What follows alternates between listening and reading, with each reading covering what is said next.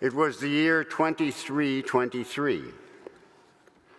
The senior rabbis of Temple Emanu-El were rummaging around in what had once been their earthbound synagogue home on Lake Street.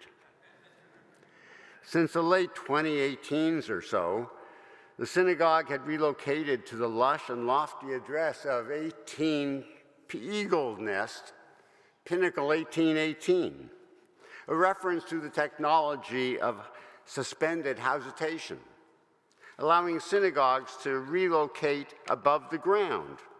Closer to heaven, people joked. The old Lake Street building was still quite handsome and replete with memories which the rabbis were researching in the Geniza, otherwise known as the synagogue's antediluvian filing system. At first, they didn't know what to make of the papers that they found, since no one had used paper for at least a century. Postage stamps were still issued, but only for collectors, not for mail, which had ceased with the demise of the Postal Service when the price of a first-class letter went up to $37.35.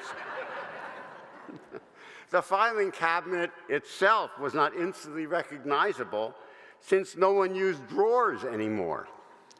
But the rabbis had seen such cabinets in old movies, and it occurred to them to open the drawers where they found 2 letters, a brief word of Torah, and an addendum.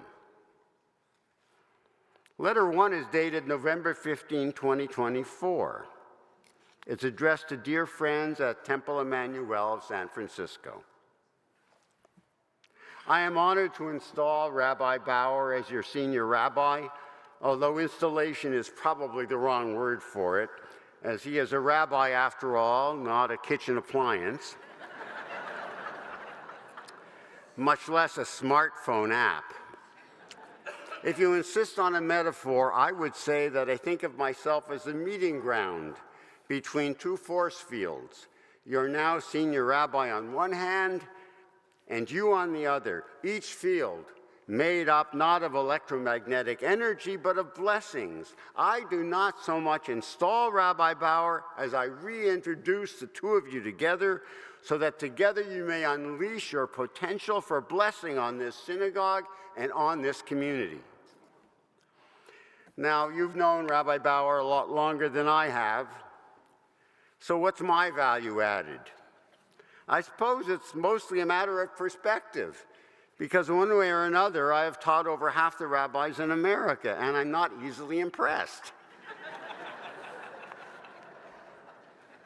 But when I met Rabbi Bauer just 2 years ago, I was immediately taken by his intuitive grasp of the times in which we live, his bold vision for synagogues who seek to be responsive to it, and his love for this synagogue in particular, which he properly sees as a flagship congregation for San Francisco and a model that can set a new standard for synagogues nationwide.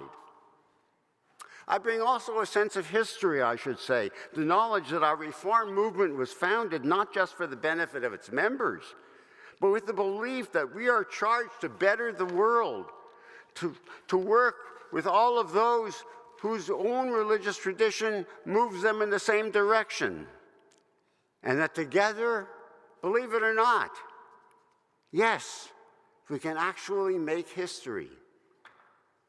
That you have elevated Rabbi Bauer to become your senior rabbi comes as no surprise to me, for one of his outstanding qualities is his capacity to imagine.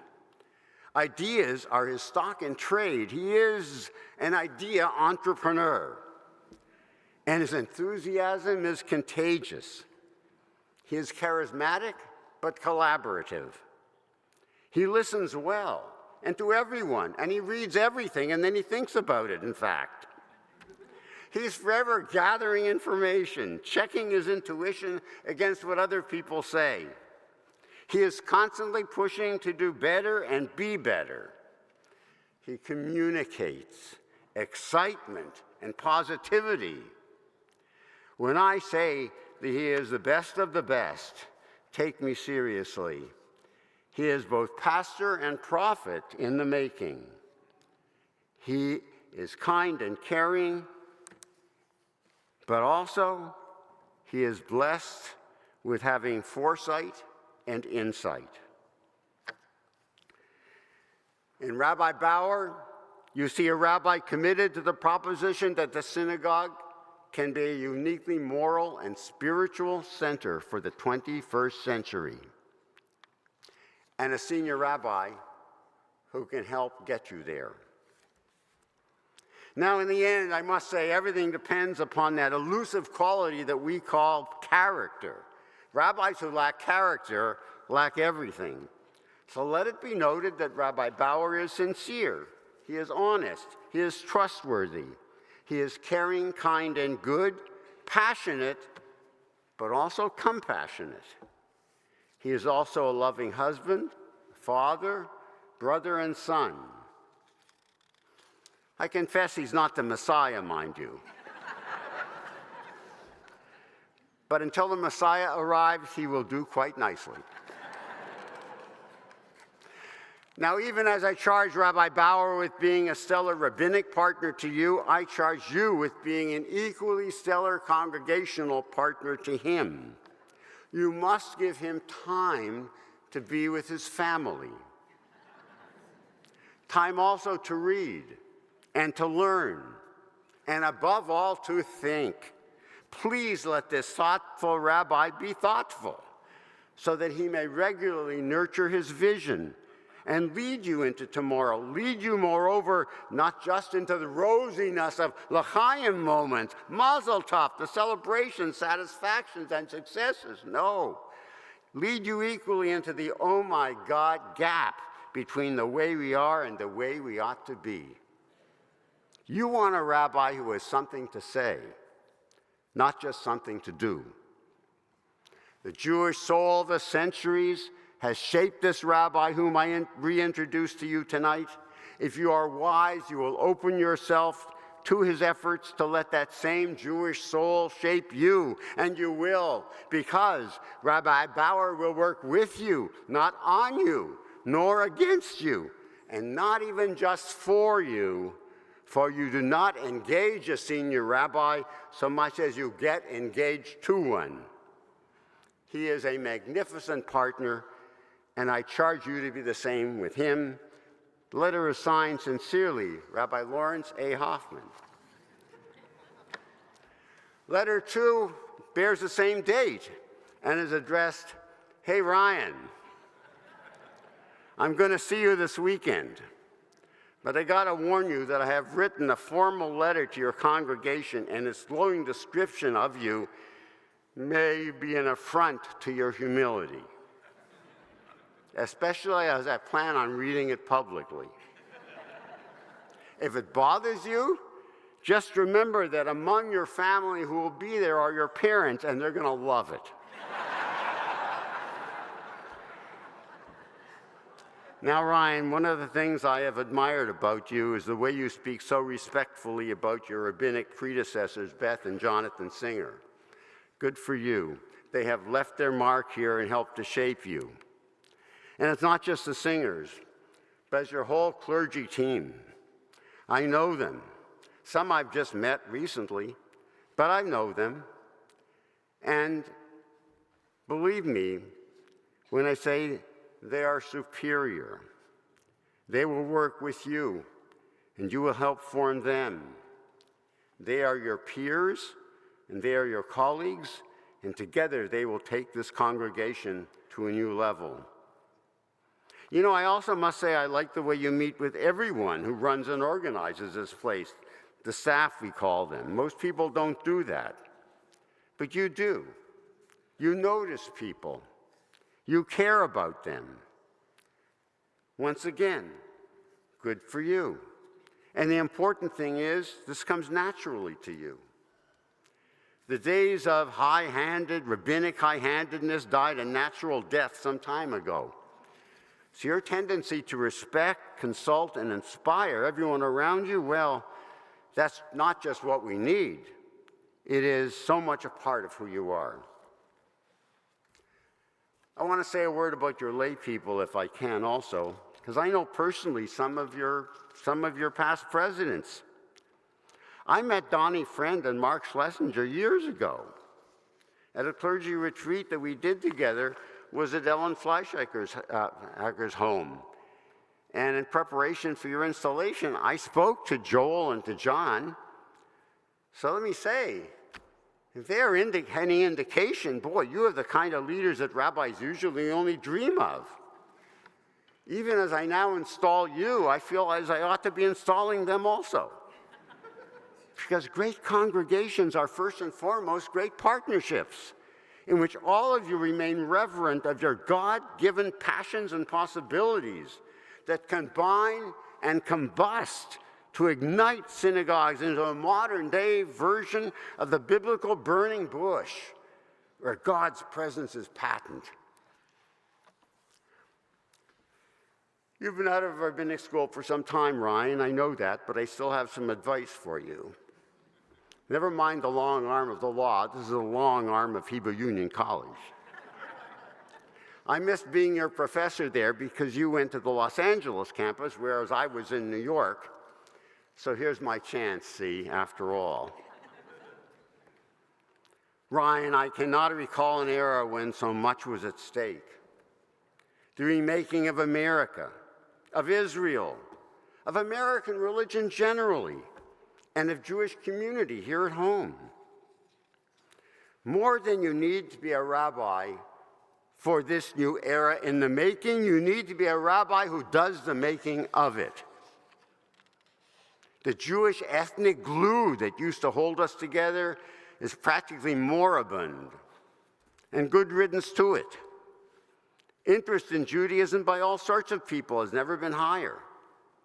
So imagine Judaism as an ongoing conversation through time, a conversation that invites people in and addresses the human condition that we all share.